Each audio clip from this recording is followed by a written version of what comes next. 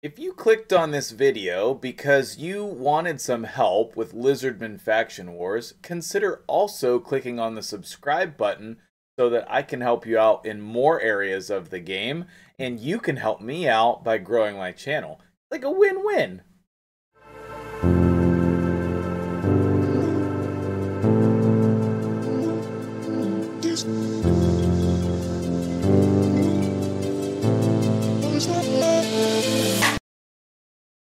What's up guys, MtgJedi here, and we are looking at the Lizardmen Faction War Stage 21 here today, and I'm going to give you multiple options for beating this faction, because they exist now. When I beat it, there were many less options, but thankfully we've added some new champions that are very useful, and let's definitely talk about it. I'm going to go ahead and hit start here, and then we will get right into it. I'm also going to swap myself back to the left-hand side because I like being on the left. Alright, so Lizardmen faction. Literally everyone, if you want to beat this faction, needs to build their rosin.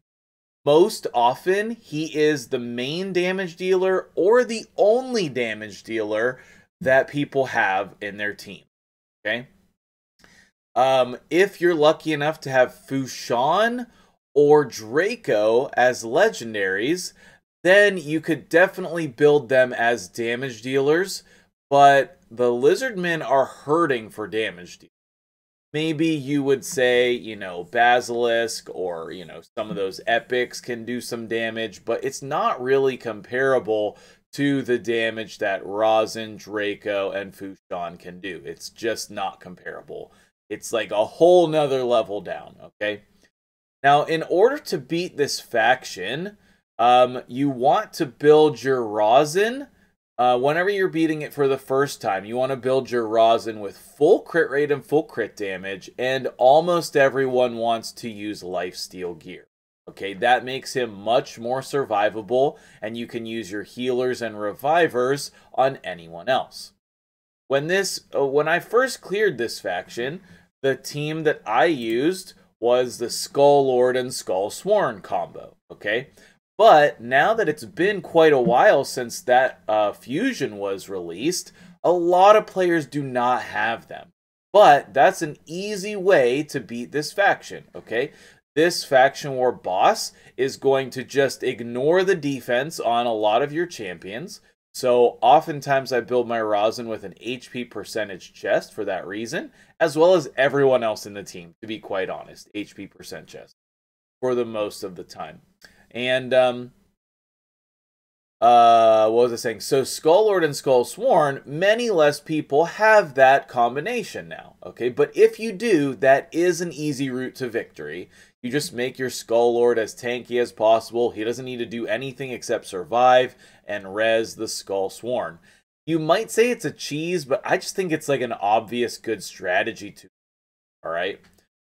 Number 2, if you pull a dupe rosin, I oftentimes recommend for people to actually build a second rosin to clear this faction, because it's not an easy faction to clear, okay? I know building dupes is not that fun and not that interesting, but a lot of people do have dupe rosins, and so I do advocate that sometimes. I mean, I have a dupe rosin, and I've seen many other players who do as well. So keep that in mind. As for other fusions, everyone can get Broadmaw, and previous to his update, I would say Broadmaw was very mediocre. But now, I actually love Broadmaw. I think he is an outstanding champion, and if you're early game and watching this video out of curiosity, build a Broadmaw. Like, you will definitely use him at some point, probably immediately. Like, I honestly think Broadmaw is the new Apothecary.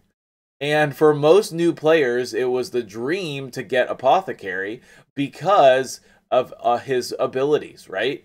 He can heal you, he can increase your turn meter, but Broadmaw does all of that as well as reviving people, okay? So I really, really love Broadmaw after the update. I am thinking about updating him even more for my arena team, and because of the clan quests, okay? If you haven't seen my clan quest drama video, go watch it. My reaction is priceless. Anyway, I hope that you guys are enjoying this series. I do plan on continuing it despite it not getting as much views as my other videos.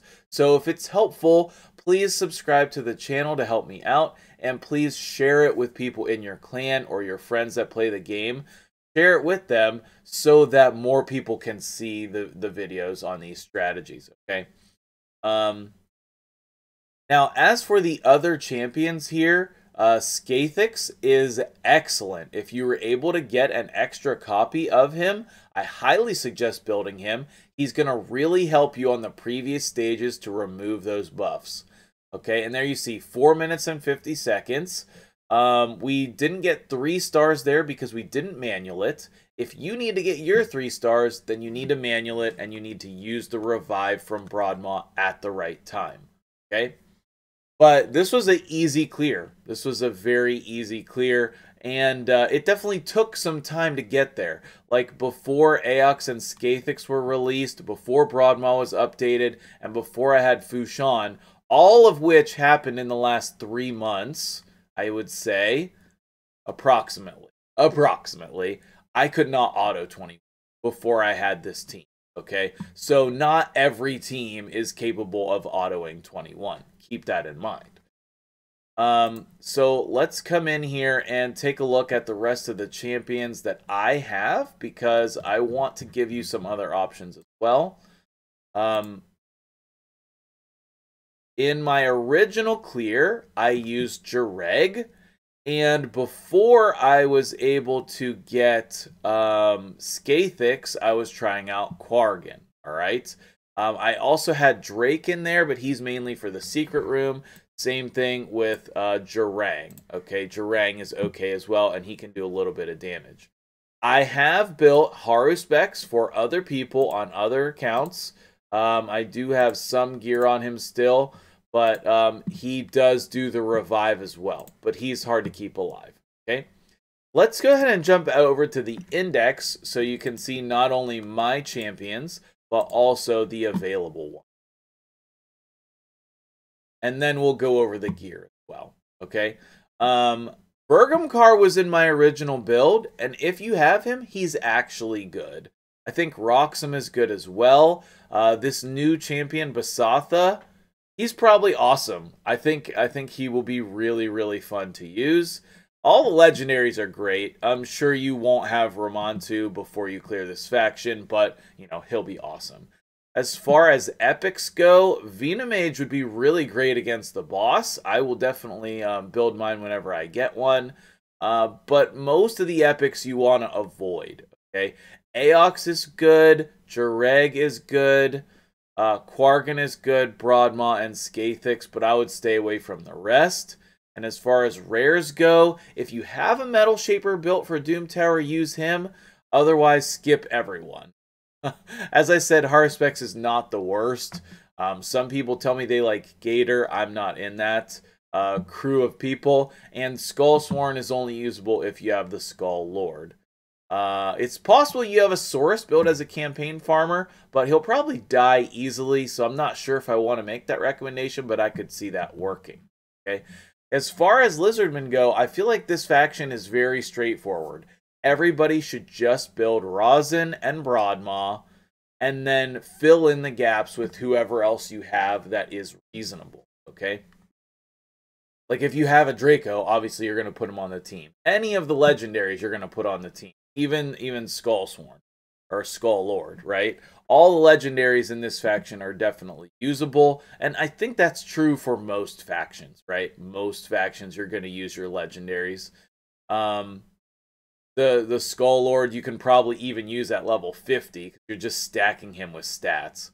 Okay, so let's take a look at the gearing for the Lizardmen here.